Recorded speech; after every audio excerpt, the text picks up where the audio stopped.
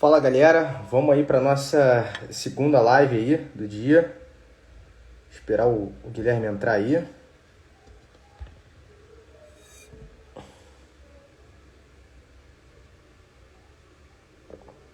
Me deem o feedback aí de vocês, o que vocês estão achando. E pessoal, nessa segunda parte, quem tiver dúvidas, perguntas, eu vou pedir para vocês colocarem aqui nessa caixinha. Tem uma caixinha aqui, ó. Onde é que é? Ah tá, tem uma caixinha aqui com um sinal de interrogação. Então quem tiver perguntas aí para fazer, coloquem nela, porque aí eu consigo monitorar. Tem bastante gente aí na live, bateu quase 1000 pessoas, então fica difícil ver quem é que está entrando, quem é que está fazendo alguma consideração. Então me ajudem aí, beleza? Quem tiver perguntas, coloquem aqui nessa caixinha aqui, ó, do lado dessa setinha, que a gente vai respondendo aí ao longo da live a partir de agora, beleza? Deixa eu chamar o Guilherme aqui.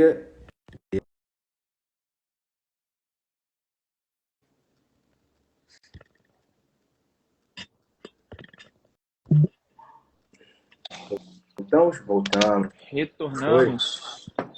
Bem, cara, a live Eu explodiu. Teve muita gente aí. Que Bateu bom, umas, cara, bacana.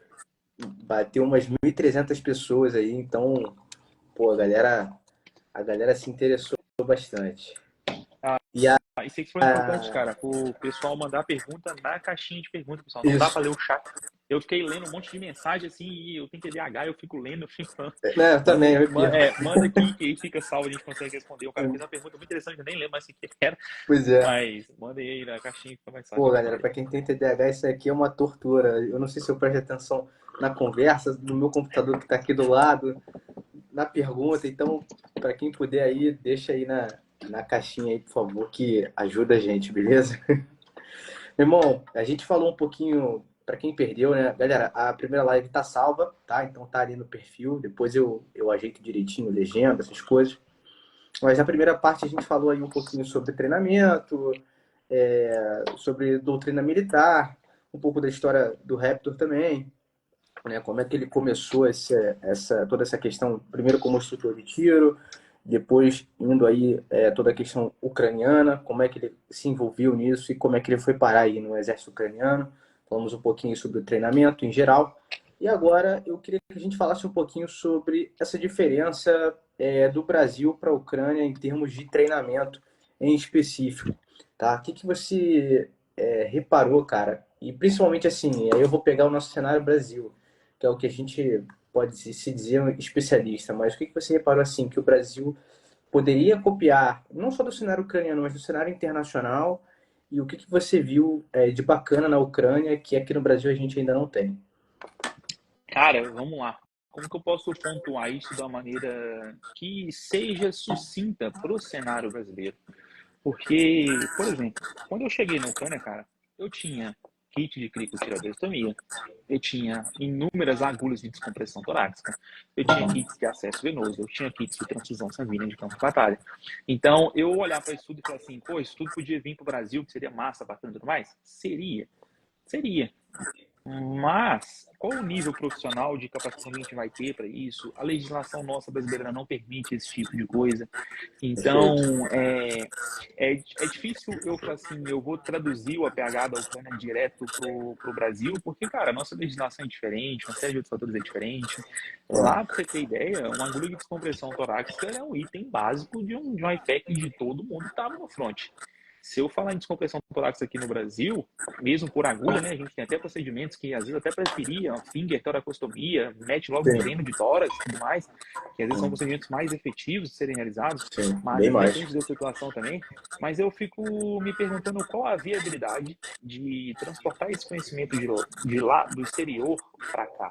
Porque o americano ele faz isso muito bem, mas, cara, você se tornar um paramédicozinho qualquer lá da MS, é 3 meses de curso. Então, tipo assim, eu fico me perguntando com relação a isso. Infelizmente, nós aqui no Brasil, a gente está muito distante do nivelamento de conhecimento com essa realidade pelo fato da legislação do ato médico, de ter coisas que Perfeito. somente um médico pode realizar. Eu acho que se É. nós tivéssemos uma mudança na legislação brasileira com relação a isso e criasse dentro do Brasil a figura do paramédico, que é o que não existe, não existe o paramédico no Brasil como existe nos Estados Unidos, que é o cara que realmente faz procedimentos mais avançados. Eu acho que seria um ganho fantástico. No Brasil, nós somos, falando do pessoal que se formou em TC3 e em marketing aí pelo Brasil fora, o pessoal é muito bom em marketing, massivo é a expressão que e Sim. aí, quando tu chega lá fora, tu é apresentado para o mundo gigantesco do que é o Tactical Combat Assault Care, que é o É. TC3, que é a parte de circulação, que é a parte de reposição de fluidos, que é a parte de infinita, como é a questão do marche por completo, que você entende muito bem, que você está dentro do hospital, você trabalha com isso e mais. Então, cara, é um conhecimento que a gente não acha nem fonte em português para estudar. Se tu não se pegar para estudar em inglês para traduzir, essa parte bem avançada, às vezes é complicado tu mexer com isso, sabe? Então, o que eu falo que é o seguinte, o que a gente poderia importar de lá para cá? Vamos importar a figura do paramédico, pelo amor de Deus. Mas eu sei que isso não depende de nós. Isso depende da mudança de legislação, aí envolve ego, aí envolve Exatamente. coisas, não sei o que e tudo mais. Então, tipo assim, essa que é a grande parte. Em termos de liberdade de conhecimento, tá? Agora, em termos de procedimento, a gente tem diferenças procedimentais gigantescas do que é uma PH de uma guerra, como é aquela, do que é uma PH com uma situação policial, com uma situação de cotidiana do dia a dia, e até mesmo a aplicação do TC3 no Brasil e a aplicação do TC3 lá fora. Então, existe uma diferença gigantesca entre esses mecanismos de lesão diferentes geram um cenário completamente diferente do que a gente está acostumado aqui no Brasil. Bacana. Cara, vamos pegar esse gancho aí que você deu no final de mecanismo de lesão. Eu acho que a galera não tem muito essa noção quando a gente fala isso. Porque quando a gente fala aqui no Brasil, principalmente dentro do APH, mecanismo de lesão, cinemática de trauma, no APH civil muita gente vai falar colisão carro-moto, colisão carro-carro. Vai falar dentro do APH de combate, vai falar o tiro de fuzil, vai falar o tiro de pistola, né?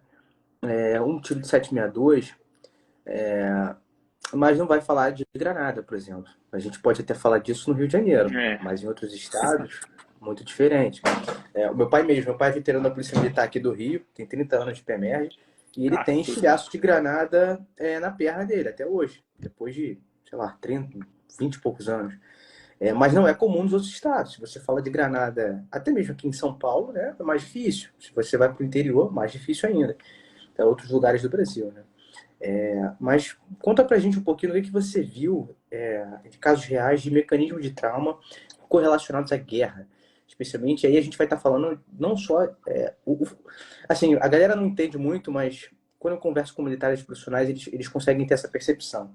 O fuzil, em uma guerra, ele é uma arma praticamente secundária aí, né?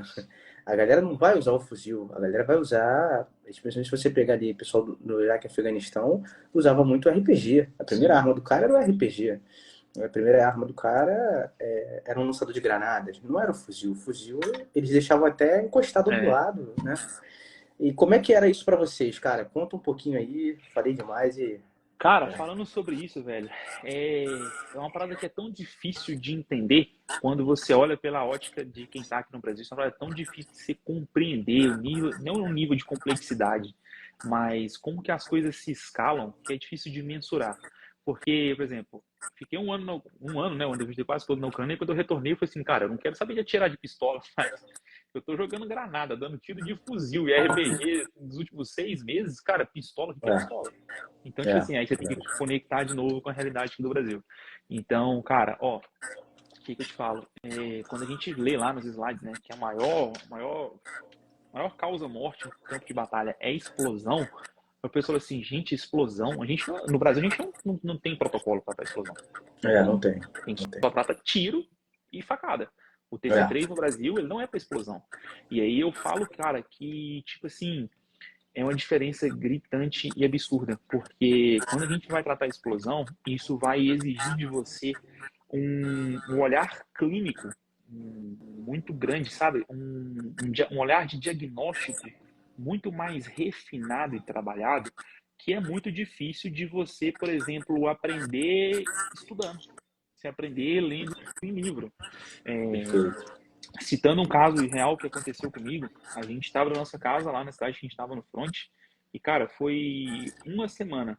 Foram mais de 5 mísseis. Cabe 500 que caiu na gente. O míssil cabe 500, ele tem 500 quilos de explosivo. E, cara, eu nunca tinha experienciado a explosão de um míssil.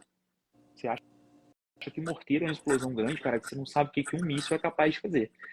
Aquilo ali eu falo, se tu tiver no raio de ação dele, filho, tu vai pro saco, não tem salvação. E aí, falando sobre um dos casos que, tipo assim, que eles acertaram uma mata próximo da gente, onde é que ficava uns blindados estacionados, e isso aí tava cerca de mais ou menos uns 500 metros da minha casa. Então, a gente já estava ciente que estava caindo míssil, caindo míssil, caindo míssil, caindo míssil, e eu, como médico da unidade, cara, na linha de frente, filho, você escutou uma explosão, ela tá muito próxima, você acata a sua mochilinha e sai correndo, filhão, porque é ali perto, ó, trabalho pra ti vai ter. E a gente já tava vindo, essa aí, se eu não me engano, foi a quarta ou foi a quinta explosão, se eu não me engano, e foi a situação que eu cheguei e foi literalmente um mascal, múltiplos feridos. Porque era uma região que tinha muito pessoal trabalhando mecânico, né, de blindado, trabalhando aquela coisa toda, e o míssil acertou realmente na região de mata. Então, cara, eu saí correndo, eu lembro que eu corri pra caralho, depois eu entrei dentro de um carro, o carro me levou até o local, e aí eu falo, cara, usar a etiquetinha de médico, igual eu usava no meu colete, eu não dava tanto valor, eu dizia, cara, tira isso, velho, o médico é o primeiro a tomar um tiro, tira isso, que não sei o que, que não sei o que, não sei o que. Mas quando eu cheguei nesse local lá específico, que o pessoal olhava pro seu colete, via que tá escrito médico, o pessoal já começou a me direcionar para outro cara. Então, eu cheguei na situação, tinha um cara com o braço todo estourado, pendurado. Aí eu cheguei para atender esse cara, falei, vai para outro lugar, e já mandando. Aí o outro já começou a vir, já começou a me chamar. Por quê? Porque o cara vê a identificação de médico ali, o cara olha para sua mochila, o cara sabe que é uma mochila médica. Sim. Então, já começaram a me direcionar para o caso mais grave, que foi desse rapaz em específico. E aí, cara, os caras com o braço estourado, eu comecei a arrancar torniquete, assim, distribuindo torniquete pros caras lá, e me mandaram com o cara. Quando eu cheguei lá, velho, na trincheira, irmão, pensa num cara furado da cabeça até o pé, velho. Aí, isso que eu falo pra você, estilhaço de tudo quanto é coisa. Ele tá acostumado, né? Aí tu bota na cabeça, macio, vai, respiração, calor, circulação, aí tu vai. Aí quando tu chega, tu olha pro cara, o cara tem sangue da cabeça até o pé. Tu não sabe, não faz nem ideia da onde que tá vindo o buraco de sangramento daquele cara. Aí eu falo com você, cara. Aí tu tem que parar, acalmar e voltar ao princípio de tudo. Cara, primeiramente, a primeira coisa que eu preciso fazer, sangramento massivo, extremidades. Mete tesoura, já abre tudo, já olha o que tem nesse cara de ferimento por estilhaço. Opa, peraí, perna tá com um volume de sangue muito grande. Torniquete de perna. Braço com volume de sangue muito grande. Opa, eu identifiquei o orifício na região do braço, torniquete. Aí depois você começa a fazer uma vistoria minuciosa nessa pessoa. Por quê? Porque vai ter vários buracos ali causados por estilhaço, que alguns são sangramento arterial, outros são sangramentos venosos, e aí tu vai ter que entender qual que é o nível de gravidade que aquele cara realmente está passando, para você entender, peraí, é melhor botar esse cara aqui e vir tampando todos os buracos dele, ou é melhor já tentar enfiar esse cara dentro de uma evacuação médica o mais rápido possível. A nossa sorte lá que a gente estava numa região de cidade, né? Isso aconteceu onde a gente estava. E a gente estava ficando numa cidade mais estruturada. Então o hospital estava realmente muito próximo. Então o dia que aconteceu isso aí mesmo, eu já estava me preparando muito mais para isso, porque já estava acontecendo. Se terça, quarta, quinta, sexta, veio um atrás do outro, um de madrugada, um de dia, um de madrugada, um de dia. Então eu já estava já mais esperto já com relação a isso. E quando eu cheguei, cara, realmente foi uma situação que foi caótica. Na parte do Mascal, quando tu chega numa situação dessa, aonde tu olha pro lado, tu vê nego picado para tudo quanto é lado, é difícil tu mensurar e diagnosticar a prioridade, aquela coisa toda, fazer a triagem de todo mundo, né? Aí, nesse caso, igual eu falei com você, me direcionaram pro pior caso. Felizmente, esse cara sobreviveu. Ele sobreviveu e porque a gente estava muito perto do hospital também, cara, graças a Deus, a gente estava muito perto do hospital. E teve um outro caso também de um cara nessa mesma região, caiu 2 mísseis, tipo assim, 50 metros de distância um do outro, que o cara perdeu a face. Ele perdeu o maxilar por completo. Caralho. E isso aqui do cara desapareceu. E ele tava com ferimento na perna e tava com ferimento no braço. Eu tenho esse vídeo na GoPro. Depois eu vou ver se eu posto esse vídeo. Quando eu cheguei já mais atrasado nesse dia, porque nesse dia eu não consegui carona, eu já fui correndo mesmo. Eu fui pegar um carro no finalzinho, eu já tava chegando. E aí quando eu cheguei lá, cara, não tinha tantos feridos assim nesse dia. Esse ferido, mais era, foi só esse cara mesmo. E aí quando eu cheguei, ele tava dentro de uma trincheira. E eu vi que o cara tava se debatendo. E aí, quando eu cheguei, já tinha um médico ucraniano da unidade dele atendendo ele. E aí, quando eu entrei dentro da trincheira, eu comecei a olhar, velho, o maxilar do cara realmente foi embora. Não tinha maxilar. E aí, quando eu cheguei, o cara tava pegando uma bandagem e tava aplicando uma bandagem na questão do queixo do cara. E eu tô assim, cara, parece que tá obstruindo a via aérea. Eu tô, cara, assim, ele tá falando, ele tá falando, ele tá respirando, ele tá falando. Só o cara já tava gritando, já tava... Então eu já sabia que ele tava realmente Em choque, né? saindo, ele estava de fato passando o ar pelas vias aéreas dele. E aí ele começou a aplicar uma bandagem na região do queixo do cara. E aí eu falando com ele, ele tá falando. Depois o cara meteu a bandagem, porque tipo, o cara é ucraniano, falando ucraniano, eu era um médico estrangeiro, intrometendo o atendimento do cara. O cara tava com brevet de médico no braço também. Sabe, sei lá quantos atendimentos que aquele cara teve. Então tem que entender que eu não sou o diretor da pica toda, que eu vou decidir, não. Eu cheguei e eu observei o que o cara tava fazendo. Aí o cara já tava com o toniquete aplicado no braço, todo arrebentado. E aí o que eu fiz? Velho, eu busquei uma evacuação pra esse cara. Por sorte, quando eu tava descendo correndo, eu encontrei com a Catherine, que era uma menina que tava na nossa unidade. Ela já subiu e pegou a caminhonete. Quando ela pegou a caminhonete, que ela desceu, ela já virou a caminhonete, estacionou e eu já joguei esse cara dentro. Qual que foi a minha preocupação, cara? Na hora que eu vi aquele cara com a boca toda estourada, eu falei assim, porra, velho, se esse cara não estiver respirando, vai ser caso de crico. Graças a Deus não foi necessário fazer isso. E aí o que acontece? A gente entrou com esse cara na caminhonete. Quando eu coloquei esse cara dentro da caminhonete, minha preocupação era, irmão, tu tá respirando, tu tá falando, tu tá entrando no ar ainda.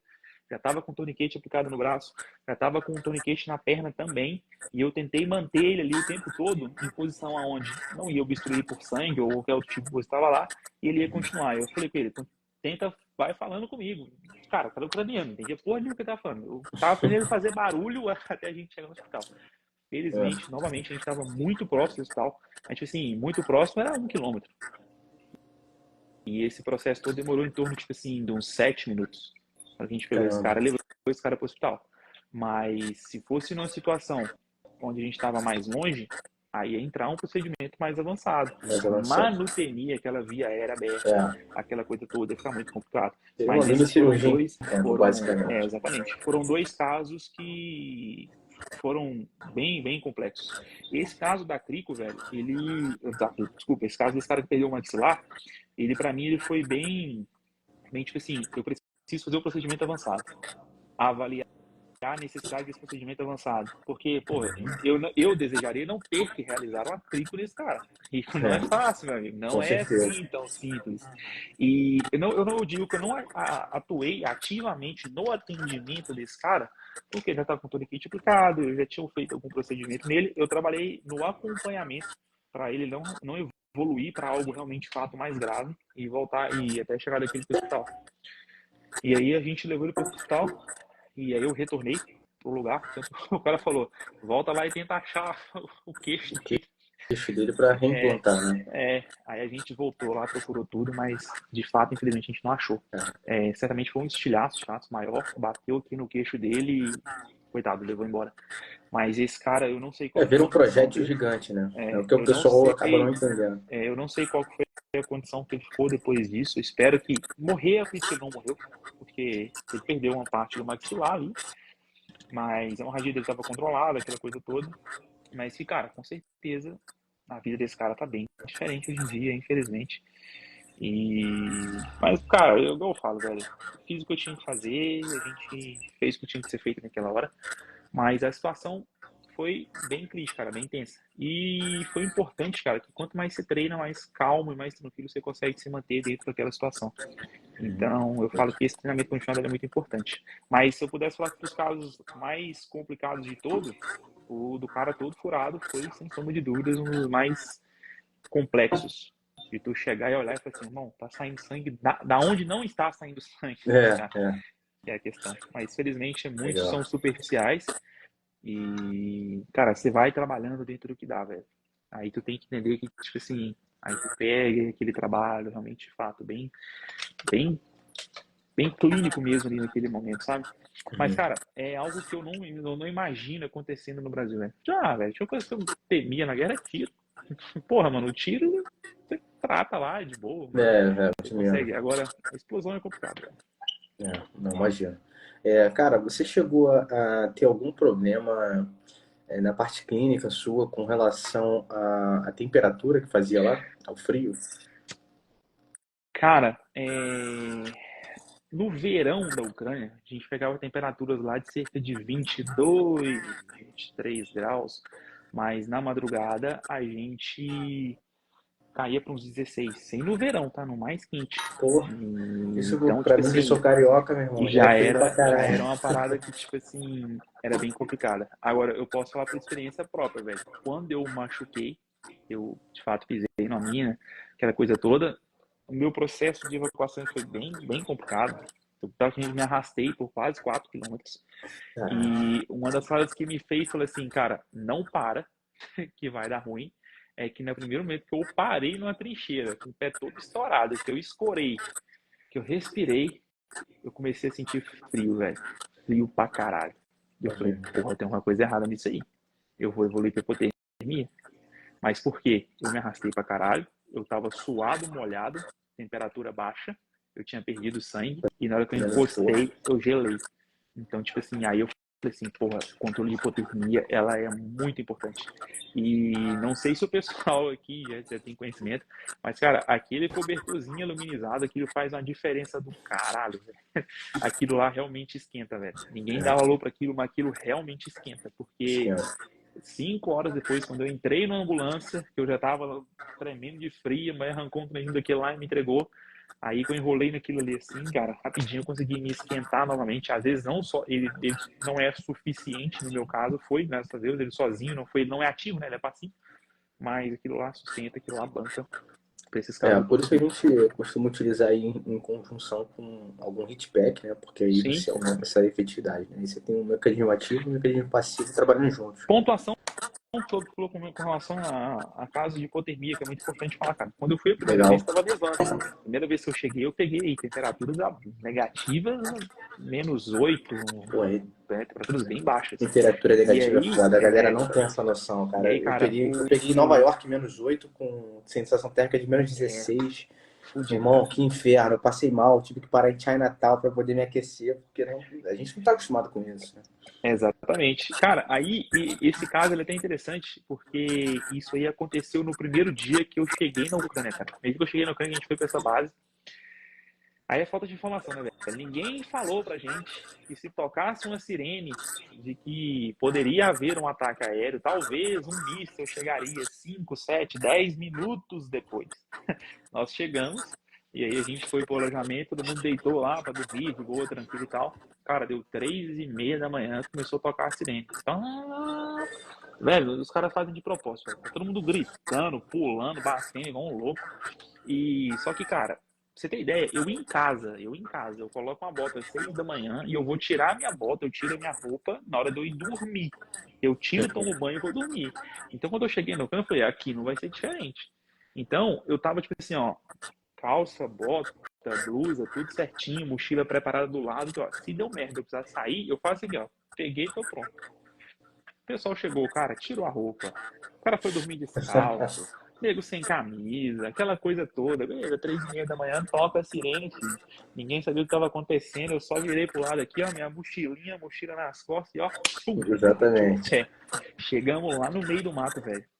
Cara descalço, cara sem blusa de frio, cara sem camisa e Que congelando, velho. merda, cara. E congelando. Chegou um momento que teve um cara da nossa unidade que o pé dele tava congelando, mas tava congelando mesmo. E aí a minha Preto mochila já. já tinha hitpack, eu tinha passado, tipo assim, uns 5 dias na Polônia, a Polônia já tava frio, então eu já cheguei preparado. Aí eu comecei a pegar hitpack, peguei silver tape, peguei roupa minha de uso civil que tava na mochila e comecei a enrolar o pé daquele cara, senão ele realmente de fato ia perder o pé lá.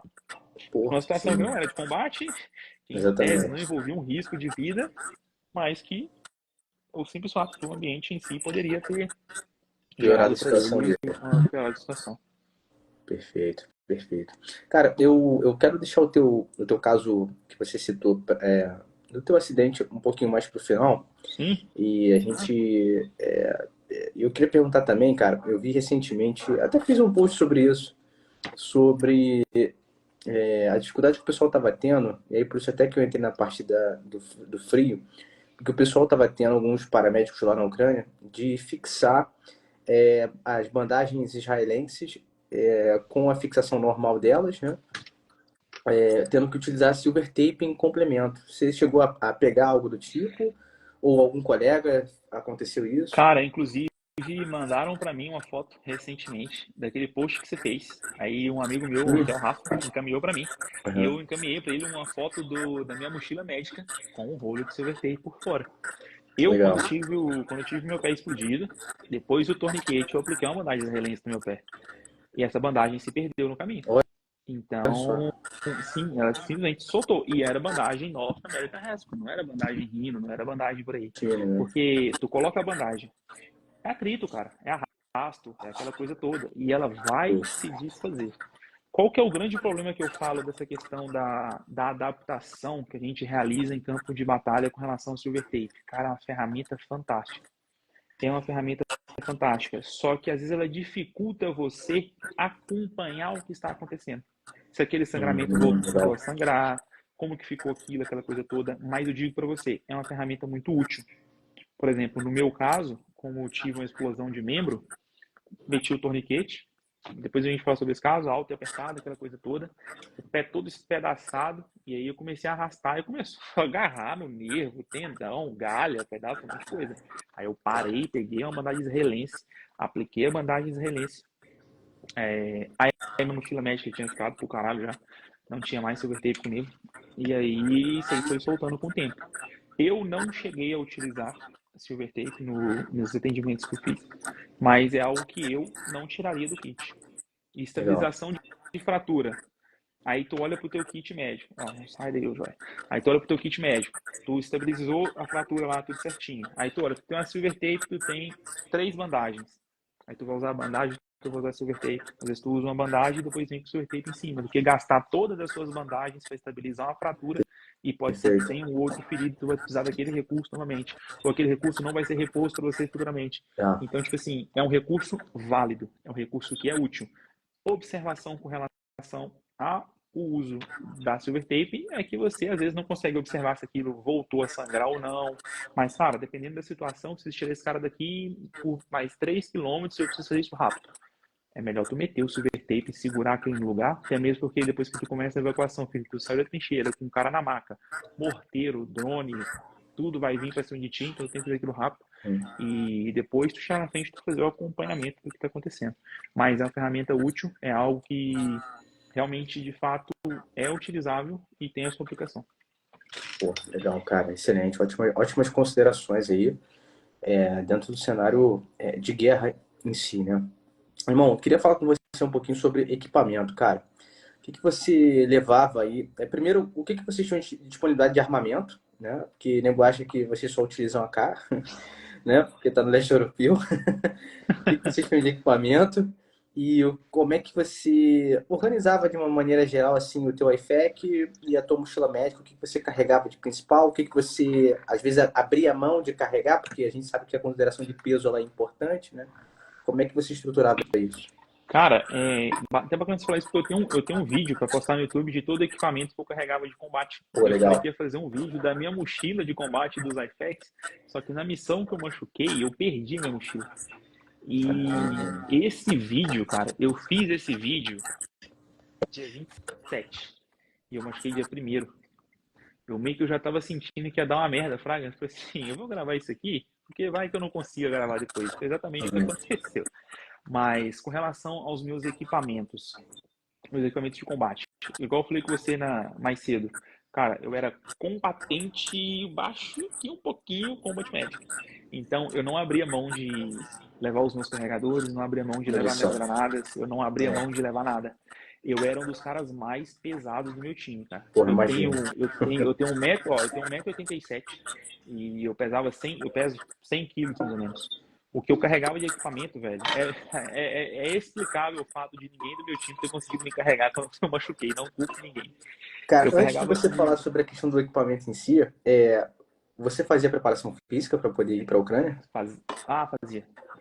Eu mudei completamente a forma como eu treinava. Tanto que, Legal. tipo assim, quando se tu começar a pegar, olhar o que eu postava em outubro de 2022 para frente, cara, só treinava de capacete, colete, aquela coisa toda. Tanto que tinha até um pessoal, tá indo pra guerra, treinando com isso, não sei o quê, treinando com coisa ostensiva, sabe nada. Mas eu fiz preparamento físico, sim, o físico ele é muito importante, cara. Ele é muito importante para tu tem que, cara, você tem que ter carcaça. Tem que ter carcaça para carregar peso, carregar equipamento. Porque tu vai colocar teu colete ali, às vezes um dia, e vai tirar ele 2 dias depois. Então é muito importante tu ter resistência. Eu não falo nem, ó, não falo de volume muscular, falo de resistência. Porque não adianta nada você ter o volume muscular maior de todos e você não ter resistência física nenhuma. Uhum. Então, Então, ó, você mas que eu é fiz. sedentário aí, tá querendo ir para a É, Ucrânia, ó, repense as suas opções aí. treina, meu filho, treina, porque vai ser pesado.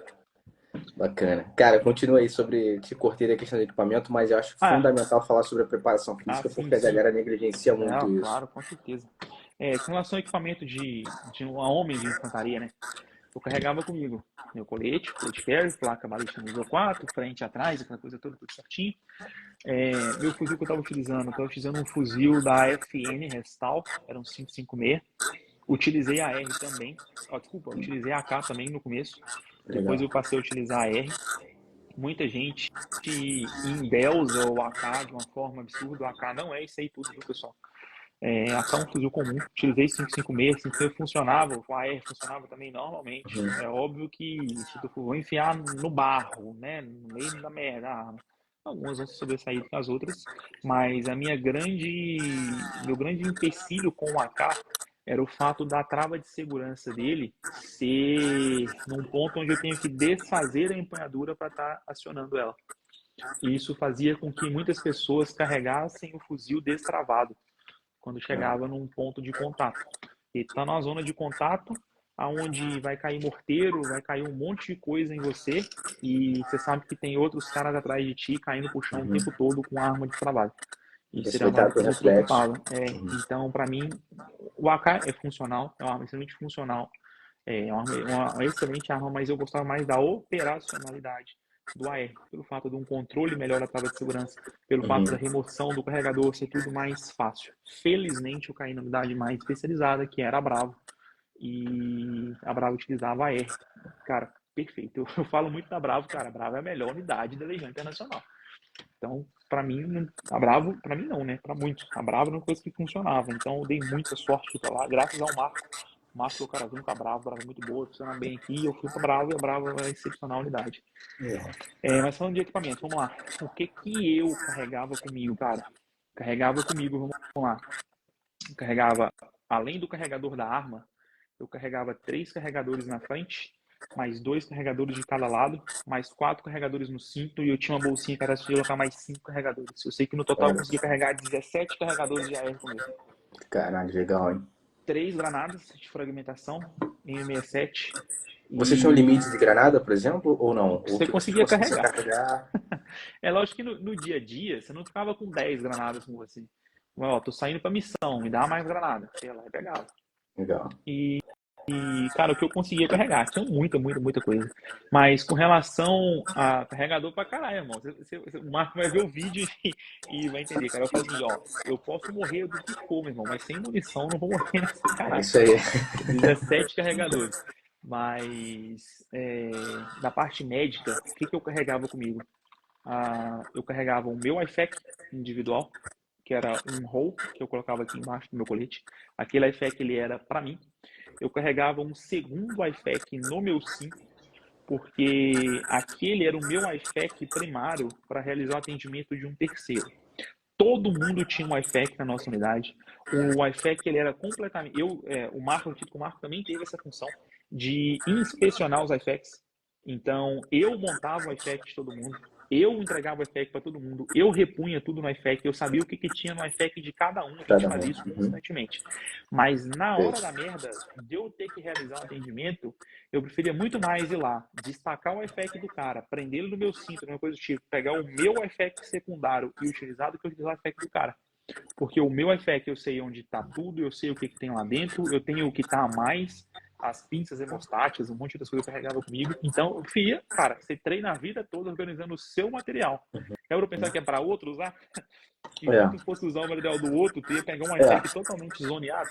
É verdade. É simplesmente uma se o coisa cara... do TC3 que eu não concordo muito também, doutrinariamente, porque não faz sentido.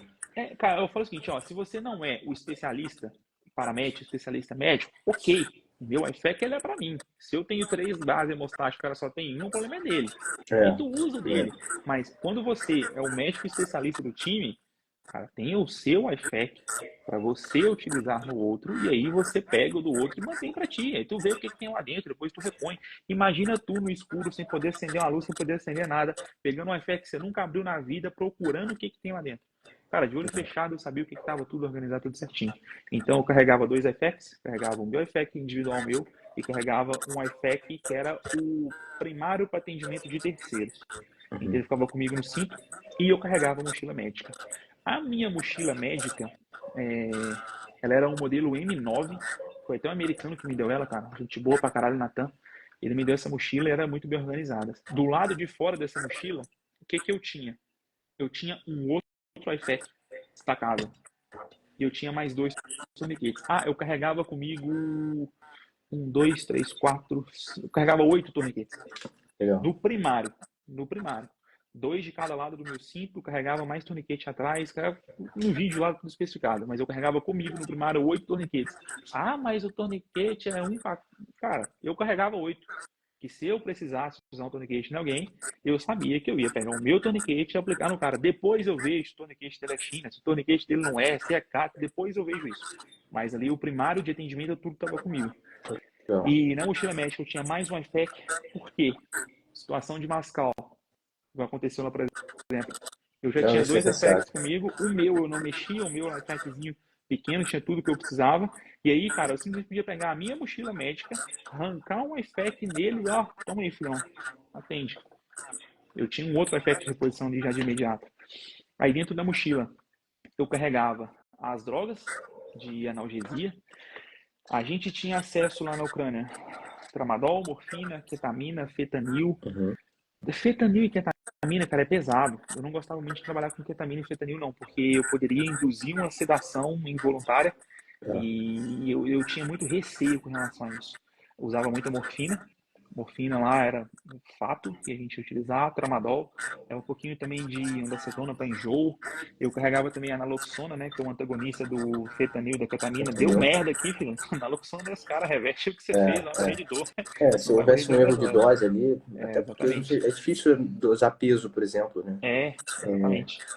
Por exemplo, eu não sabia que você tinha 1,80 e um pouco de altura e mais 100 quilos, porque a foto engana, pô. Se não falasse aqui, eu não ia saber. Isso aí. Então, assim, imagina você vendo uma pessoa que você nunca viu na vida, às vezes, né? Como combatente. Então, você cara, tem e que... tu mensurar um peso de um cara equipado é até difícil. E aí eu carregava lá dentro muita gase hemostática. A gente tinha aquela gase da Celox, uma Hall redondinha, que tem 7 metros, aqui tem muita gase hemostática. Hoje eu consigo puxar ali 30 centímetros, 1 metro, e vim cortando, utilizava, eu carregava umas 4 gases daquela. Colocava muita bandagem israelense também, por quê? Lembrando do caso, você podia pegar um cara furado da cabeça até o pé, e você ia ter que vir fazendo aquilo tudo nele lá. Mas carregava também a parte de aquecimento, carregava aqueles selos de tórax, que eu até esqueci o nome da marca agora, na minha cabeça está bem ruim, aquele que tem uma válvula física, carregava muitos selos daquele também, carregava itens para queimadura, carregava bastante coisa a mais na mochila, só que você tinha que pensar pelo seguinte, não adianta eu ter um pouquinho de cada, às vezes tem uma coisa que eu tenho que ter muito daquilo. Sim. A parte de gás, a parte de bandagem, porque tu vai Controle de pegar hemorragias em geral, né? Exatamente, era a parte que mais ocupava espaço na mochila. Sem sombra de dúvidas. Eu também tinha alguns outros equipamentos que para mim também carregava sempre comigo. Isso, selo da Rush, isso mesmo, Marco. Da Rush, eu carregava, eu tinha um oxímetro que ele fazia aquele barulho, sabe, do batimento cardíaco. Eu gostava de usar muito ele porque, tipo assim, por mais que aquilo não seja aquele o diagnóstico mais avançado, mas eu metia aquilo no dedo do cara, eu conseguia, ó, tic, tic, tic, tá vivo, tá oxigenando, Sim. tá respirando ainda. Então, aquilo era um equipamento muito importante para mim. E eu tinha kit de crico, tinha kit de acesso intraósseo, tinha muita coisa. Uma das coisas que, felizmente, cara, chegava muito pra gente lá na Ucrânia era recurso, porque eu conseguia fazer contato com o pessoal que era voluntário, que levava as coisas pra gente na frente, e eu passava uma lista. Olha, eu Legal. quero ketamina, quero fentanil, quero kit de acesso intraósseo, quero isso, quero isso, quero isso, quero isso. Isso aí é de extrema necessidade para mim. Preciso muito de gás hemostático, eu preciso disso, disso, disso. E o pessoal levava, o pessoal entregava esses materiais para gente. Isso aí era muito importante. Então, o material Pô, de bacana. ATH, graças a Deus, a gente não faltava lá. Eu não sei como que era a distribuição em geral por parte da Ucrânia, porque o exército ucraniano é gigantesco. É gigante, Mas é. tinha muita gente que fazia esse serviço voluntário e, felizmente, eu tinha muito acesso a esse pessoal lá. Então, eu consegui muito material e antes de eu sair da unidade, eu consegui deixar muito material na unidade, porque eu pedi muito material, sabe? O pessoal levou e levou muita coisa pra gente. Então, quando eu saí da Bravo, cara, eu consegui deixar muito material médico pro pessoal lá. E isso era uma coisa bem bacana que chegava pra gente lá. Cara, muito legal. Bem, pessoal, para quem tinha dúvida aí, queria saber como é que é o equipamento de um Combat Medic em uma zona de guerra, aí está. Vamos É, responder algumas perguntas aí, que acho que... Pode falar, pode falar. não, eu falando igual, só relembrando, se tu for pegar um PJ, por exemplo, velho, o cara vai ter equipamento Pô, médico muito mais avançado que eu. Só é, que no meu caso, eu tinha que dosar isso muito porque eu não conseguia carregar o mundo e eu tinha que carregar o meu equipamento de combate é, também. Então eu carregava meus 17 carregadores, carregava minhas 3 granadas, carregava aquilo tudo, mais o equipamento médico. Ah, cara, um item muito importante que eu preciso falar sobre ele, que é a maca. A gente tinha uma maca chamada Gladys Thrasher. Ela é tipo uma maca padiola, sabe aquela maca, aquele plástico PVC resistente? Ela sim, tô era ligado. curtinha, ela ficava enrolada, presa na minha mochila. Cara, aquilo para carregar um ferido é a melhor coisa que existe no mundo, porque tu joga aquele cara lá em cima e tu consegue arrastar ele facilmente pelo campo de batalha para linha de frente. Aquelas Aham. marcas, a gente utilizou aquelas marcas também flexíveis, eu tinha duas marcas flexíveis comigo, a gente carregou um cara, isso aí foi em treinamento, mas a gente carregou uma simulação de um ferido por 4 quilômetros. Cara, Porra, foi uma bosta, velho. Foi uma bosta, pô, porque legal. aquilo vai entrando na sua mão e vai doendo, e vai doendo, e vai doendo, e vai doendo, e vai doendo. E eu falo, aquela maca padiola, aquela maca flexível, ela é muito boa. Ela é muito boa. Só que ela demanda de pelo menos ali 3, 4 caras para Caras, carregar um cara ferido. aham, faz sentido. E aquela outra marca de arrasto, ela é fantástica, muito cara. As marcas que são Cara, específicas, assim, é muito cara, é é, 1.500, R$ 2.000, isso. mas é um material fantástico, velho. Banca de verdade, né? Banca demais, muito. Porra, legal. Cara, vou ler algumas perguntas aqui. Pode Caraca, ficar à tem vontade, pergunta vamos pra lá. cacete. Vamos lá. Vou começar com uma do nosso monitor, o Júlio, o Shooter Melo. Qual foi o caso mais marcante que você pegou? Qual foi o caso mais marcante que você pegou? Cara, foi o caso desse cara, que tava todo furado. Porque, cara, E, por mais que você tenha estudado tudo, que você sabe, aí na sua cabeça, ó, macio, aéreo, respiração, circulação, coisa tudo, aí tu chega e tu vê um cara todo furado, cheio de sangue, aquela coisa toda. Aí tu tem que, peraí, calma, bota a cabeça no lugar, volta à raiz do protocolo, o protocolo serve para isso, e vem uhum, tratando as prioridades, o que vai matar primeiro, um atrás do outro. Esse aí, eu falo porque foi a primeira impressão, né? Foi aquele primeiro caso que eu falei assim, caralho, mano, agora é que eu vou colocar em prática realmente de fato. Não é aquele cara que feriu e chegou com o braço machucado, que tô com torniquete, não foi um estilhaço na perna. Foi um caso que realmente furou o cara tudo, velho. E pra mim esse foi o caso mais difícil. show de bola. Tem uma pergunta aqui do nosso instrutor, o Pierre. Como eram as condições de insalubridade das trincheiras? Acho que você não chegou a ficar em trincheira em si, né? A unidade era A mais minha, nova, né? Mas o que a que minha você pode falar? unidade, a Bravo, era a unidade de assalto, então a gente não ficava em trincheira. O Marco pegou muita trincheira. O Marco pegou missão de 3, 4 dias de trincheira. Cara, mas a gente esteve em trincheira, a gente caminhava por trincheira e, cara, barro, lama, é muito insalubre, é exatamente isso aí que tu vê nos vídeos, velho. Não é uma parada muito fácil, não é um ambiente muito bom de se viver e é muito complicado, cara. É muito complicado mesmo, porque tu se manter lá é uma parada bem, bem complexa. Eu, cara, ó, muita gente lá não queria ir para batalhão de assalto. E eu falo, a chance de morrer no assalto, ela é muito maior do que a chance de morrer defendendo posição dentro de trincheira. Mas eu, particularmente, se fosse para escolher, escolheria a unidade de assalto. 100 vezes, cara. Eu admiro e respeito demais o pessoal da trincheira, porque não é fácil. Tu entrar num buraco aquele, bancar 3 dias lá dentro, não é fácil. Não é fácil mesmo, Show de porque é bola. complicado. Tem uma pergunta aqui. Tem duas perguntas legais, cara. Tem pergunta pra caramba. Mas duas perguntas legais aqui. Eu vou começar com a do Adriano Ribeiro, PQD, que eu achei bacana. Percebeu alguma adaptação barra alteração nos procedimentos de TC3 na evolução do combate? E isso é muito importante falar, cara. Você me lembrou um termo muito importante. Eu vou resumir o APH da Ucrânia para que eu possa. Você traga duas palavras da Ucrânia para o Brasil: conversão e aproximação de torniquete. Cara, Guilherme, Legal. passei 6 horas com torniquete. Eu apliquei um torniquete alto e apertado, era 1h40 da manhã, me arrastando pra caralho, igual um jumento. Depois eu caí num buraco lá, eu fui olhar assim, já era tipo assim, era quase 4 da manhã. O que eu fiz? Eu aproximei meu torniquete. Já não tinha da canela para baixo mesmo, peguei, apliquei um outro torniquete embaixo, vim, afrouxei o torniquete de cima, deixei ele na posição, arrastei mais um pouquinho, depois eu voltei, desci outro, coloquei o que estava em cima próximo do segundo, conversão e aproximação de torniquete. Guerra na Ucrânia, velho, machuquei no front, 3 quilômetros para chegar num carro. Você pode levar 5 horas, você pode levar 10 horas, você pode levar 2 dias para sair de lá. Não é a distância métrica, não é os quilômetros, não é os metros. É o morteiro, O terreno, né? é o FPV, é o blindado que tu não vai ter para te buscar na frente, é uma série de outros fatores. Então, conversão e aproximação de torniquete. Isso aí, cara, tinha que estar no básico do marketing. Aqui no Brasil, acho que o pessoal tem que olhar para isso com um carinho extremamente Sim, absurdo.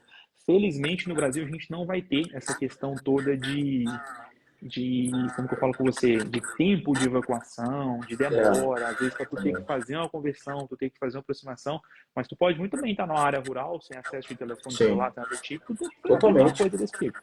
Então, Totalmente. eu acho isso muito viável. Se eu pudesse traduzir, traga diretamente de lá para cá, exatamente isso daí. Perfeito. É o que o Perfeito. Marco falou, É, o, pô, o, tô perto do hospital. Nem sempre você vai estar isso tão aí, perto do hospital assim. perfeito. Os meninos do Tigre até passaram por uma situação parecida há 2 anos atrás, né? Foi o Tigre com a Polícia Federal, uma operação conjunta, e um operador da Polícia Federal acabou ferido na perna. E levaram horas ali para poder evacuar ele. Uma Lembro situação dessa assim operação. que a princípio parecia controlado, mas até E eles chegarem no hospital chegaram no próximo ali. hospital, o médico tirou o torniquete, um negócio assim, não foi? Exatamente. Pois Pois é, é. E eu se vi não fosse os exatamente. meninos do Tigre lá, que são pós-graduados, né? Sim. Porra, o colega teria morrido. Então, assim, ia ser realmente complicado. Cara, eu vou pegar uma pergunta aqui do SN Tech. Não sei se ele serviu com vocês ou tá na Ucrânia também, mas eu também acompanho de vez em quando a página dele. É bom, velho. Pergunta ótima: como lidava com os FPV e drop drone? E falou aqui, máxima admiração. Cara, eu tava escrevendo sobre isso hoje, no Range Day que eu vou ministrar agora domingo. Eu falo que tu tem que focar naquilo que tu controla, cara. Eu não controlo FPV, eu não controlo drone dropando Drone. coordenada. Então, tipo assim, cara, tá vindo um drone FPV, velho. Tu vai tentar se esconder, se abrigar, tu vai tentar mirar e derrubar ele de alguma forma, mas você não tem Não. controle, cara. Você não tem controle sobre isso. Ainda mais com Na, no carga meu, no propelente. meu, no meu caso de evacuação, quando eu fui ferido, velho, o que me startou, de fato, assim, irmão, foda-se, eu vou sair daqui, não vou esperar nada porra nenhuma. Foi quando eu olhei pra cima, só zzz, de mim, filho. E aí, eu falei assim, filho, já estamos lotados. E eu falei assim, cara, foi morteiro e foi granada em cima da gente o tempo todo. Quem tava comigo era o Kahuna e o Craig. Craig era um cara experiente pra caralho de Ucrânia, velho. O cara chegou no começo da guerra. O cara tinha quase 2 anos de guerra. E, velho, tinha um momento que o Craig virava pra mim e falou assim, cara, isso aqui tá um inferno, velho. Eu falei, porra, se tá um inferno pro Craig, que tem 2 anos de guerra, irmão, é porque essa porra aqui tá realmente muito complicada. Ruim. Então, eu falo o seguinte, minha preocupação com relação a drone, de granada, aquela coisa do tipo, eu foco no que eu posso controlar. Vai ter? Vai ter. Aí tu olha pra cima, dropou, tu corre. Felizmente, eu só tive situações envolvendo drone com granada no dia que eu machuquei. Olha só. O resto das outras missões a gente não teve tanta expressão, mas na hora morteiro foi tiro de 22. Bacana. Cara, tem muita pergunta aqui. Eu não sei se a gente vai conseguir passar tudo, mas. Craig é foda, mano. Cara, deixa eu ver aqui, peraí.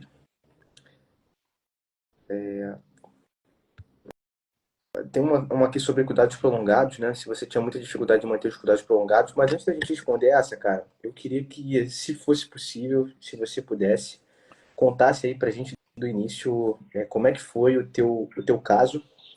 Eu não sei, mas acredito que essa seja a tua primeira aparição pública, né? Depois do que aconteceu. Obviamente você teve ali você fez outras lives, na verdade, né? Não é a Eu primeira, fiz, mas eu fiz uma live com o Bruce, mas eu ainda não falei abertamente sobre a situação que aconteceu comigo. Cara, dentro do que você puder quando. falar, obviamente, né? Claro, Conta velho. pra gente um pouco do contexto aí, de como é que se era uma missão, o que se tratava a princípio e como é que rolou aí. Cara, a primeira coisa que eu preciso falar com todo mundo, velho. Morrer na Ucrânia não é uma questão de se eu vou morrer ou não. É uma questão de quando. Quando eu vou morrer. Se tu ficar lá, filho, tu vai morrer uma hora ou outra. Uhum. Então, quando eu me machuquei, velho, eu já estava completamente ciente de absolutamente tudo que poderia acontecer comigo. Então, até hoje eu fico meio surpreso de ter voltado vivo para casa. Então, às vezes o pessoal me procura e fala assim: "Não, cara, você deve estar abalado, você deve estar chateado, você deve estar isso, que não sei o quê, porque tu perdeu um pé, tu perdeu um... Cara, eu tô vivo, velho. Isso aí é o que mais importa. É. O Marco que tá aí também, o First Spawn tá aí, cara, e ele consegue dizer isso. O pior sentimento que eu já tive até hoje, velho, eu falo que sei, tipo assim, o pior sentimento que eu tive foi que a gente perde um cara que é da sua unidade, velho. O último cara que morreu foi o Austin, e eu já tava no Brasil, mas quando eu recebi a notícia que o Austin tinha morrido, velho, cara, foi uma notícia muito pesada pra mim. Então, tipo assim, eu tô feliz de estar vivo, cara, tô andando, vou voltar na cursa, aquela coisa toda. Então, isso aí, felizmente, foi algo que não me abalou de fato. Tem outros fatores que são mais preponderantes psicologicamente para mim com relação à guerra e tudo mais. Mas a Bravo, a unidade que eu tava, era uma unidade que era muito especializada, então era uma unidade de assalto. Uhum. Era realmente um pessoal muito experiente, cara. Quando eu cheguei na Bravo, e tu olhava para os caras que estavam na Bravo, eram caras que estavam lá há 1 ano e meio, 2 anos, eram caras que estavam desde o começo da guerra, velho. Era uma unidade muito experiente. Então, tipo assim, eu sentia muita confiança em todo mundo que estava na minha equipe. E a Bravo se tornou unidade de assalto. Nossas missões, as missões de assalto, elas não são missões que acontecem com tanta recorrência, igual são as missões de defesa de posição. Defesa de posição você tem rotação, cara. Você sabe que você ficou 3 dias, você volta, descansa 3, volta, fica mais 3. Missão de assalto você tem uma logística, uma preparação, um planejamento melhor, é uma missão que tem um risco de morte muito maior, porque nas missões de defesa de posição você pode ou não ter contato. Você vai Uhum. ter contato se alguém tentar tomar a sua posição. Mas caso contrário, você entrou, ficou no seu buraquinho ali, depois saiu, vai tomar morteiro, vai tomar bomba, vai tomar tudo. Mas missão de assalto, velho, tu tá indo pro contato. Missão de assalto é você que vai até o cara, é você que vai meter uma granada de enxerdeira, é você que vai entrar, é você que vai tirar, é você que vai dar aquela coisa toda. Então não existe essa. Tem uma preparação mental para isso é muito importante. Só que, cara, você tá tão imerso naquilo que você não me invadir Moscou. Vambora, tá saindo que hora? Então, é mais ou menos assim. A nossa unidade, que é uma unidade muito especializada, ela tinha muito recurso.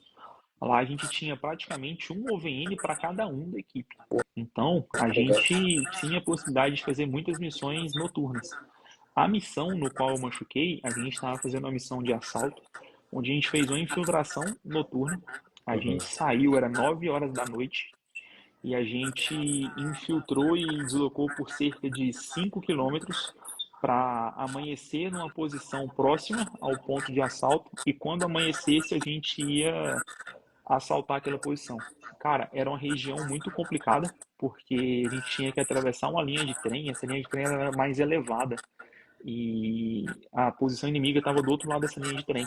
Então a gente ia Uhum. aguardar, passar a noite, né, antes da linha de trem, para quando desse, tipo assim, 5h30, o começo do amanhecer, antes do sol nascer, de fato, a gente estava com o OVN, a gente ia entrar no OVN, assaltar a posição e amanheceu, a gente já estava lá. Só que, cara, a gente estava na região que era ao sul de Bakhmut. A gente estava na região de Andrivka.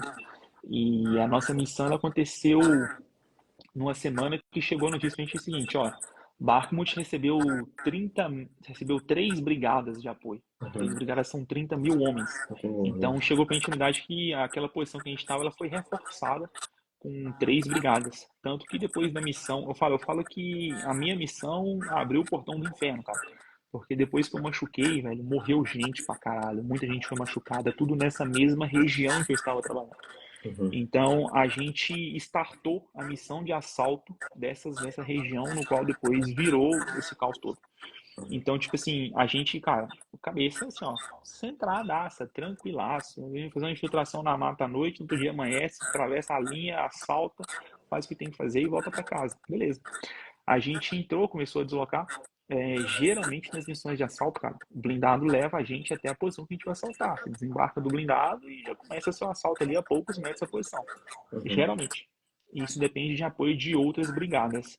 A princípio, a nossa missão ia ser uma missão de QRF, que é Quick Response Force. A gente ia apoiar a Brigada 92 que ia realizar esse assalto. Minutos antes de embarcar, falaram pra gente, olha, não vai ser mais que vão apoiar, vocês vão realizar a missão de assalto. A gente era 12 pessoas, e pelo fato que a gente ia ser o QRF, quando a gente mudou para o pelotão de assalto, nós não tínhamos QRF. Nós não tínhamos o Quick Response Force, que é o Vocês estavam pessoal sozinhos. que fica um KM atrás para te dar algum apoio. Não tinha um grupo de evacuação médica, não tinha nada. Porque a gente estava tão pilhado, velho, tão profissionalizado que a gente estava fazendo, que, cara, o que aparecesse a gente ia fazer. E aí, tanto que até o Delta estava com a gente nessa missão. O Delta, pra mim, é um dos caras mais foda que eu já conheci na Ucrânia, velho. O cara tem 2 anos de guerra, o cara pica pra caralho. E, tipo assim, você olhava pro lado, velho, você confiava em todo mundo que tava contigo. Então, foi uma missão que a gente foi sem medo. E vamos fazer o que tem que ser feito. No meio do caminho, a gente estava caminhando à noite e sendo guiado pelo drone. No meio do caminho, o drone mandou a gente entrar por um caminho errado. Aí teve uns tiros de PKM na posição nossa lá, a gente enquanto deslocava tiraram na gente. E depois o Pan, porra, velho, o Marco falou do Pan, cara, o Pan é o cara que, pra mim, é o cara mais foda de todo, é o nosso líder de pelotão. Ele fala assim, a gente vai pro inferno matar o capeta e a gente ia atrás. É o que eu falo, novamente vou enaltecer o trabalho da Brava, velho, os caras são fantásticos. Então, quando a gente estava indo para essa missão, a gente acabou errando o caminho, entrou numa outra linha de árvore, e aí parece que o pessoal plotou a gente e atirou na gente lá, sabe? A gente abaixou, retornou. Só que aí, cara, começou. A gente desembarcou, era mais ou menos 9 da noite. Quando foi mais ou menos umas 10h30, eles plotaram a nossa posição. E aí a gente olhava pra cima, filho, era ventilador pra tudo enquanto é lado. Aí começou, cara. Aí começou morteiro demais. E esse pessoal dessa brigada que chegou lá, velho, parece que o pessoal, cada um trouxe um caminhão de morteiro com eles, cara. Começou a Caralho. cair tanto morteiro, velho, mas tanto morteiro. O Delta mesmo, ele até disse depois, o Roberto, ele falou assim, cara, eu nunca vi tanto morteiro assim. Ele falou, conversando com ele depois, velho, foi muito morteiro. E o Marco sabe que o Delta é um cara foda, velho. O cara já presenciou muita coisa.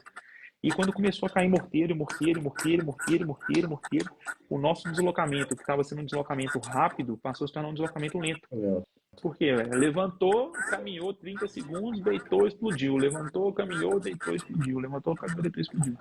E aí foi 1h40 da manhã, a gente já estava, tipo assim, a gente estava a 100 metros da linha, onde a gente ia atravessar a linha para soltar outra posição.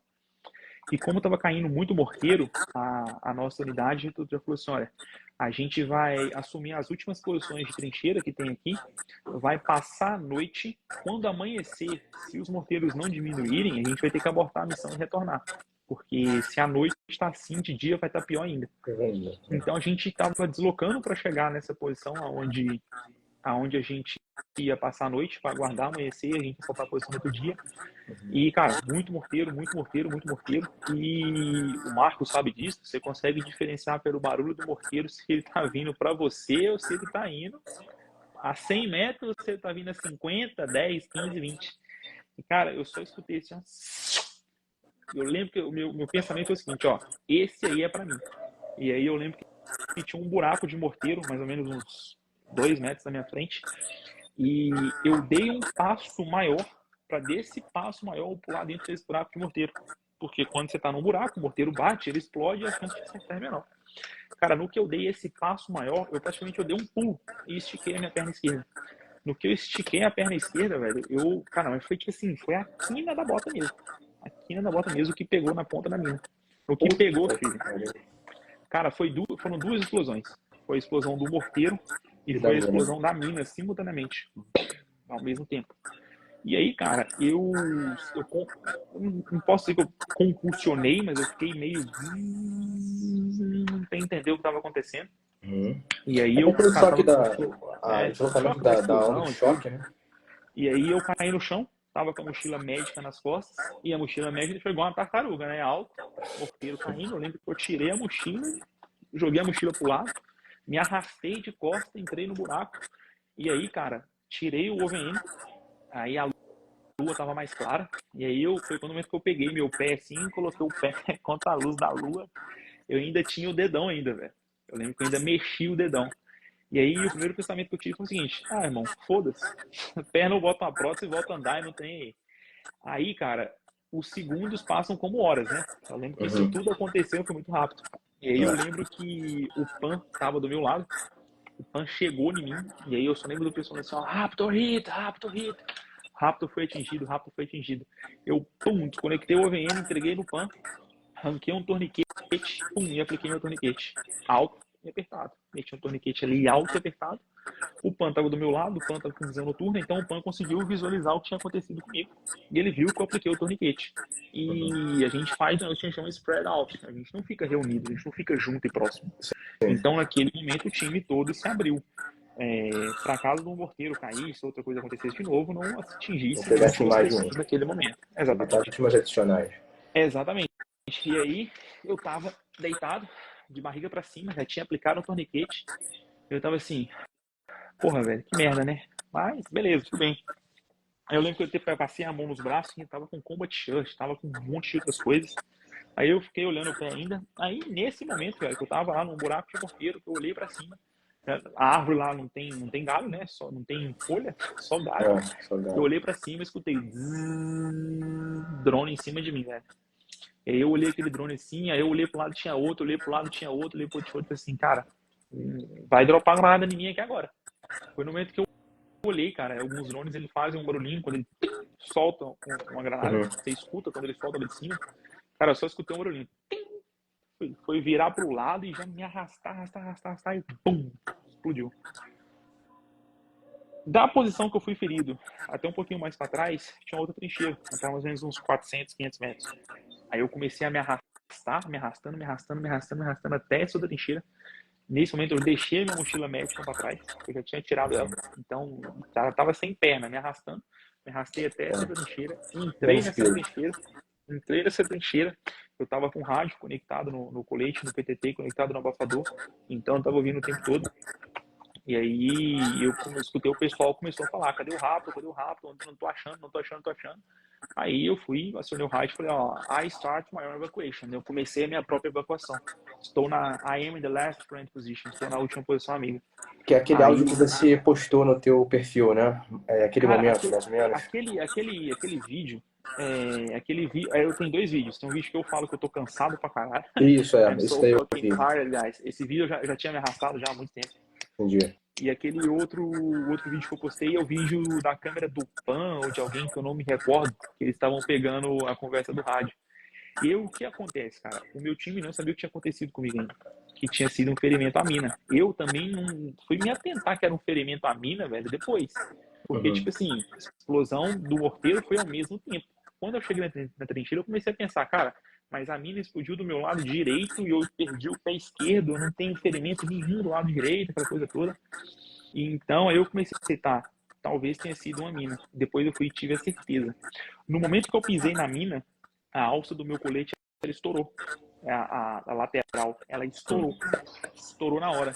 Então a preocupação que eu tive, cara, posso ter tomado um estilhaço na região do abdômen. Isso aí me Abdômen. preocupou pra caralho. Ou no Então quando eu tórax, cheguei né? na trincheira, cara, no tórax, comecei a passar a mão pela coisa toda, eu falei assim, cara, beleza, não tomei estilhaço na, no, na região do tórax.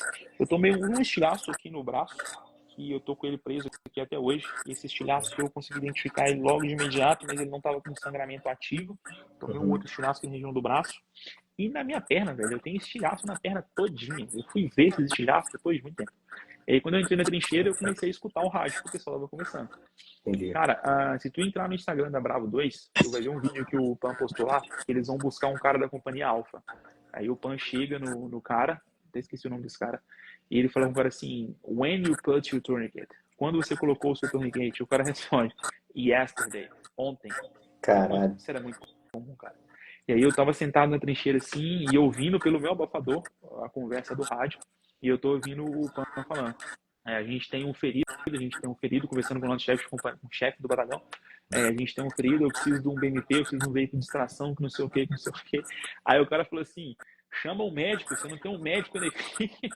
Aí o cara falou O assim, ferido é pô, o médico. foi o ferido é o médico. Eu lembro, fuck, no rádio, velho. Eu já tava rindo já nessa época, eu tava rachando lá. E Caralho. aí eu lembro que ele mandou dois caras para fazer a minha evacuação, porque acharam que era só um simples estilhaço. Uhum. Ninguém sabia que eu tinha explodido o pé ainda. Porque, cara, até então tinha sido morteiro. E quando os caras acionaram o rádio, falou, cadê o rato? Eu falei, cara, voltei 500 metros para trás na posição amiga. Os caras estão assim, pô, de boa, o cara tá andando, o cara tá correndo, o cara tá andando o que for. Mandaram dois caras, que foi o Craig e o Aurélio, e depois que eles chegaram, que viram que a situação estava mais crítica, mandaram mais outros três caras para ajudar na minha evacuação. Só que, velho, sem maca, pesado pra caralho, foi difícil conseguir me carregar e me arrastar. Mas aí, velho, resumo, né, para não estender muito essa situação, apliquei a bandagem israelense no meu pé, essa bandagem soltou depois de um tempo, arrastei pra caralho, velho, arrastei até o ponto de extração, que estava mais ou menos 3 a 4 quilômetros de distância do ponto que eu fui ferido. Eu comecei a arrastar, era 1h40 da manhã, e eu fui entrar na traseira de uma caminhonete, era cerca de umas 7 da manhã, mais ou menos, Caraca. 6 da manhã, tava de dia, velho, tava de dia. Só lembro dos caras me jogaram dentro da caminhonete lá, eu olhei pro horizonte assim, vendo o sol nascendo. E, cara, foram 5 horas, velho. 5 horas arrastando. E não Cara, e chegava no. como é que foi a tua questão com a dor, cara? Você sentiu muita dor no momento? Ou você, Cara, ou pela adrenalina, você meio pela que... adrenalina você não sente tanta dor. E pelo fato de eu estar em movimento o tempo todo, eu me Uhum. mantive com sangue quente. Só que, cara, experimenta se arrastar 50 metros. Agora, imagina se arrastar 3,5 km. Então, cara, eu me arrastava e parava, arrastava e parava. O que que não me deixava parar? Toda vez que eu parava, hipotermia. Eu gelava e frio. Então, eu falava, opa, não posso parar. E eu continuava, não posso parar. A dor da explosão era uma ardência muito forte.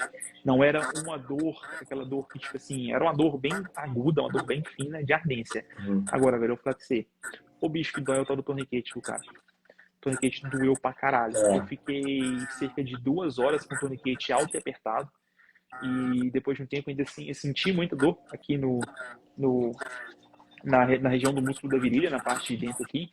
E depois que eu desci com o torniquete, que eu aproximei o torniquete, aquele torniquete ali, cara, o torniquete deliberado, que quando pega ali no meio do músculo da panturrilha ali, aí que dói mesmo, cara. E esse torniquete doeu muito. Então a dor que eu sentia, vamos dizer assim, uma dor forte, aquela dor ativa, aquela dor quente, era a dor do torniquete. A dor da explosão era uma dor numa ardência, era uma dor gelada, sabe? Era uma dor diferente. Então, tipo assim, a dor da explosão eu conseguia bancar ela tranquilamente, agora a do torniquete doía pra caralho. E ainda no final, quando eu entrei na ambulância, o paramédico que estava na ambulância lá falando meu torniquete, deu mais umas 2 voltas nele, eu falei, cara. E aí doeu bastante, cara. O torniquete dói muito, mas é aquilo, né, velho? Dói, mas foi feito pra doer, vai doer mesmo, não pode fazer Foi mais nada. feito pra isso. Mas, em resumo de tudo, velho, me arrastei até chegar no ponto de evacuação, fiz a aproximação de torniquete, fiz o que eu tinha que fazer, E aí, felizmente, deu tudo certo lá no final da minha evacuação. Muito morteiro mesmo, o tempo todo. Cara, você via que os caras queriam te matar de fato, velho. Uhum. Porque você tinha o pessoal da equipe lá na frente, você tinha eu e mais o pessoal se arrastando no meio do caminho, e morteiro no seu o tempo todo. Morteiro, drone, granada, tudo. Mas felizmente deu tudo certo no final e acabei conseguindo voltar pra casa sem nenhum tipo de problema. Quer Poxa, dizer, que bom. problema tem pra caralho, né? Mas voltei vivo, né? Que é o que importa. Não, é o que importa, com certeza, cara. Eu lembro que quando eu soube da notícia, eu fiquei assim, meio impactado, porque acho que a gente tinha conversado Pouco tempo relativamente antes. recentemente, e eu falei, porra, não é possível, velho. E assim, na verdade, o que mais preocupa a gente que tá aqui no Brasil é o voltar para casa, né? É, Porque depois cara, disso você passou por cirurgias, né?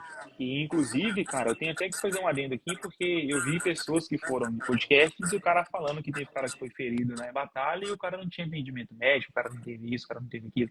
Aham. Cara, então, eu falo que isso é a realidade. Recebo o meu salário da Ucrânia ainda, velho. Tem um contrato assinado. Eu ainda recebo o meu salário. Eu tenho um período que eu continuo recebendo o meu salário. Eu tive todo o atendimento médico necessário. Eu não gastei absolutamente nenhum centavo com nenhuma aspirina para tomar pra absolutamente nada. E se eu tivesse permanecido na Ucrânia, eu teria recebido todo o meu tratamento médico, inclusive próteses das mais tecnológicas que tem, das mais modernas, eu teria recebido tudo. Eu, Guilherme, optei por retornar para o Brasil. Por qual motivo? Cara, já estava no Ucrânia tinha 6 meses, já estava ferido, machucado, ficar no hospital, aquela coisa Longe da toda, família, né? sozinho, era um saco, velho. Não, Então, tipo com assim, certeza. felizmente, a gente teve condições. Meu pai foi até a Ucrânia e a gente comprou passagem de volta e a gente retornou. Meu pai foi até a Ucrânia porque, cara, não conseguia carregar uma mochila. Eu voltei da Ucrânia com o pé aberto. Lá o Caramba. procedimento que eles adotam na Ucrânia é o procedimento de preservar o máximo possível. Eu tinha perdido o pé, eu tinha perdido ele aqui, ó, rente no calcanhar. Então, o Uhum. que eles queriam fazer lá era pegar, fazer um enxerto de pele e fechar aqui. Eu ia colocar uma prótese de pé. Eu falei, cara, a prótese de pé é estética, ela não é funcional. Eu não ia conseguir andar nesse É, você não ia procedimento nem conseguir ter nada. sustentação, É, né? a melhor coisa seria a amputação transtibial, que você ia vir aqui um pouquinho no meio da canela, cortar aqui, Uhum. daqui para baixo, você ia colocar qualquer outra coisa do tipo. E eu Entendi. lembro que lá, cara, é o procedimento médico de lá, tá? Eles falam assim, aqui a gente adota a opção de preservar o máximo Uhum. possível. Eu já tinha conversado com ortopedistas, médicos, cara, você quer ter qualidade de vida, voltar a correr, voltar a andar, tudo certinho? A melhor coisa é uma prótese transtibial. E eu falei, cara, não vou passar por um enxerto, não vou mandar tirar a perna do tipo, nem nada. É, conversei com o pessoal, conversei com a minha companhia, o pessoal do hospital me deu uma guia de transferência médica de lá para o Brasil, mesmo que não tenha jurisdição nenhuma, mas isso aí me ajudou de todos os fatos. Tive Sim, problema no claro. aeroporto para mim conseguir embarcar. Aí voltando aqui, foi uma loucura, né, velho? Eu peguei, separei um iPad com um monte de gás hemostática, pinça hemostática, um monte de coisa, separei umas bandagens, falei, velho, se eu começar a sangrar no caminho aí, eu vou enfiar gás aqui pra dentro, torniquete, sei lá o que for, mas no Brasil chega. Sim. Aí, cara, foi foda, velho, porque eu tive que sair de Kiev para Varsóvia, aí bota um dia de trem, para Isso. pegar um voo o outro dia depois, aí eu passei um dia no hotel, peguei um avião outro dia depois, para sair de lá é 28 horas, conexão, aquela coisa toda para chegar no Brasil. Mas vim aberto. Cheguei aqui, perto do hospital, aí já tinha o pessoal aqui, que eram amigos da família, mas fiz cirurgia tudo certinho e recuperei aqui. Mas, ó, deixo claro, tá? A Ucrânia me deu apoio em absolutamente tudo, tudo que eu precisava. Custos que eu tive, passagem, a minha prótese foi eu que comprei, um monte de outras coisas, mas porque eu optei por vir embora, por conta própria. Se eu tivesse ficado lá, eu tinha recebido tudo. Bacana, bacana. Isso é muito importante falar. Até afasta um pouco essas fake news, né, que a gente tem observado aí, né? E mostra também o compromisso que do exército ucraniano com os combatentes, até porque, né, você não tem como lutar uma guerra contra um exército como o russo sem ter nenhum tipo Um de apoio, compromisso com com os caras que estão defendendo o teu país, né? Então, assim, sim. realmente não faria muito sentido isso, né? E, pô, que bom que você pôde esclarecer. Bem, galera, para quem tinha curiosidade em saber como é que foi o caso do Guilherme, cara, a gente essa semana estava dando instrução em Belém, e para você ver, o teu caso rodou o Brasil de um jeito que a galera de Belém, a gente acabou citando, não citando o nome, mas assim, a pessoa sabia quem era você e que o caso tinha sido com você e tal. Então, assim, tá lá, chegou na região norte do país, né? A gente cita como um caso real, como um caso em que assim, a técnica funciona, Sim, os equipamentos funcionam, e cita com muito orgulho porque, obviamente, você conseguiu sair vivo, né? Tá pois aqui é, com a cara. gente. Graças a Deus, Pra eu mim é uma falo honra ter que você aqui hoje. para mim a honra é toda minha. Eu falo que, cara, o meu conhecimento me salvou, graças a Deus. E eu tenho como missão de vida multiplicar esse conhecimento. E, cara, usar disso pro bem, velho. Eu não tô aqui usando isso simplesmente tipo assim, porque eu quero. Não, não quero ser famoso. É igual eu assim, cara, você é um herói de guerra, velho. Eu vi tanta gente morrer, velho. Eu vi tanto cara perder a vida que, tipo assim, o meu sentimento ele é sempre de débito. Eu tô devendo algo pra Ucrânia ainda. Porque, cara, herói pra mim é aquele pai de família que não tem a opção de falar eu machuquei ou eu não quero mais a É, guerra. É verdade. aquele cara que a guerra tá na casa dele, tá no bairro dele, tá na cidade dele. Então, cara, tem pessoas com histórias muito mais fortes do que a minha na Ucrânia. Eu fiz a minha parte, queria ter contribuído mais de inúmeras formas, mas, tipo assim, cara, o que eu quero tirar disso tudo é o que a gente tá fazendo aqui hoje, é compartilhar com as pessoas algo que vai ser útil, velho. Eu não tô aqui pra ficar contando história, ficar me gabando de porra nenhuma, falar que eu sou foda. Não, eu não sou porra nenhuma, velho. Eu sou um cara, assim como qualquer um outro, que de fato tinha o conhecimento técnico, se esforçou para saber aquilo e que felizmente o meu conhecimento me salvou, cara. Porque não quero ser taxado, às vezes, o cara herói é o caralho, meu irmão. Herói é o cara que perdeu a vida lá e infelizmente não pôde voltar para a família dele. Então, tipo assim, eu quero usar disso, né, como ferramenta para fazer as coisas chegarem onde tem que chegar. O pessoal fala assim, cara, mas você não fala da Ucrânia. Mas você não fala disso. Aí, velho, eu abro minha ADN. Você matou quantos? Aí, porra, velho, que É, relevância que essa porra é faz para aqui, meu cansativo, velho. né, cara? Então, eu não quero ter aquela imagem para mim de que não tô, igual eu falei, cara, não sou um contador de histórias. Eu sou um cara que transmite conhecimento. Isso aí para mim é a parte mais importante de todas. Perfeito, perfeito. Cara, pô, eu não tenho nem como te agradecer pela oportunidade de hoje. A gente tá conversando cara a cara a primeira vez, né? Cara, primeira vez, Então, né, velho? pô, depois de Bacana. muitos Tempo anos, voa. assim, né? Pô, muito legal essa troca de ideia. Pô, aprendi muito contigo aqui hoje. Pô, assim, desde que você foi para a Ucrânia, na verdade, eu já falava sobre você e sobre outros colegas que estavam lá, né, para os nossos alunos, em demonstrar que, pô, aquele conhecimento que eles estão levando vai servir para a vida civil deles, vai servir para a vida militar, ou se eles forem se enganjar em um conflito internacional, aquilo vai salvar a vida deles e de outras pessoas. A gente sempre tenta trazer essa comunhão da comunidade, de quem realmente se Sim, importa com outras pessoas, né? A gente também, de uma certa forma, está tentando contribuir para uma sociedade mais resiliente, né? exatamente. Cara, a gente vive em um país muito complicado, em que a violência ela tá aí à nossa porta todos os dias, né? Eu um pouco mais por estar aqui no Rio de Janeiro, mas assim, a gente tem visto e viajado o Brasil inteiro e que a violência ela É, está se nivelando eu, cada vez mais. Então, assim, o que a gente todos quer os espaços. é deixar os pais de família mais bem preparados para defender sua família, né? Indivíduos mais bem preparados e da sua consciência de que nós homens somos protetores sim de uma sociedade. E, meu irmão, e que se o perigo vier na nossa direção, meu irmão, é prejuízo para eles. Então, cara, Exatamente. eu quero te agradecer pela tua contribuição de hoje, cara. Essa live vai ficar salva aí por muitos anos. Vai virar. A minha ideia, na verdade, é que a nossa página do Instagram vire um registro também histórico. Daqui a 30, 40 anos a gente vai estar lendo velho lá nos livros de história o que tem acontecido e teu nome vai estar lá, com certeza, e de todos vocês aí que estão contribuindo pro lado do bem. Cara, mais uma vez te agradecer. Se você quiser deixar aí últimas palavras, agradecer alguém, fica à vontade. Cara, eu que tenho que te agradecer, cara.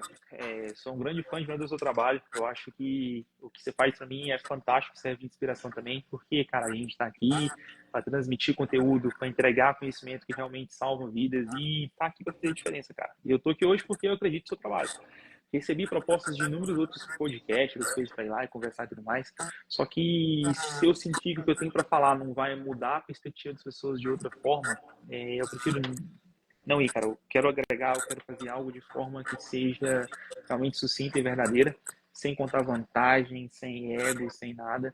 E esse trabalho ele é muito importante porque a gente consegue atingir de fato as pessoas que realmente estão interessadas em compreender tudo que aquilo que está acontecendo. E te agradeço imensamente por ceder esse espaço para mim aqui, para a gente estar conversando hoje. Para mim é um prazer imenso estar aqui. Reintegro que eu sou admirador do seu trabalho, acho muito fantástico.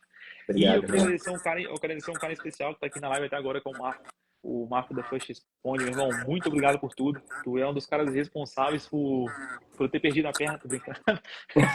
Mas por ter realmente, de fato, aberto as portas para mim, para o conhecimento. E eu fui para a Ucrânia graças ao Marco, pelo fato de ter sido um amigo para mim desde o primeiro momento. Então, irmão, muito obrigado, é satisfação. E a todos que serviram comigo lá na Bravo 2, a todos que estiveram comigo em treinamento. Muitos não estão aqui, né? Todo mundo indo. Cara, imagino a cabeça de todo mundo lá que me segue no Instagram e vendo eu falando português o tempo todo, sem entender nada do que está acontecendo. Imagina. Mas é isso aí, pessoal. Muito obrigado a todos. E foi um prazer, a satisfação imensa estar aqui. E é isso aí, cara. É isso aí. Conte conosco, projetos futuros, seja lá o que for. Com E em certeza. breve a gente vai trabalhar juntos aí também, muitas coisas. Vamos sim, com certeza. Vamos remarcar aquele curso que a gente tentou fazer e Bora, acabou não bora. rolando. Da nossa agenda ficou uma doideira.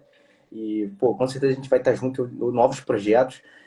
Vou encher o saco do Marco aí para ver se ele faz uma live com a gente também. O Marco, ele foi meu aluno de Stop the Bleed, cara. Ele veio aqui para o Rio de Sério, velho? Janeiro. Acho que ele estava na Bahia, se eu não me engano. E veio para cá para o Rio de Janeiro. A gente, pô, teve uma aula muito bacana ali no dia. E algum tempo depois ele foi para a Ucrânia e a gente também troca uma ideia de vez em quando e tal.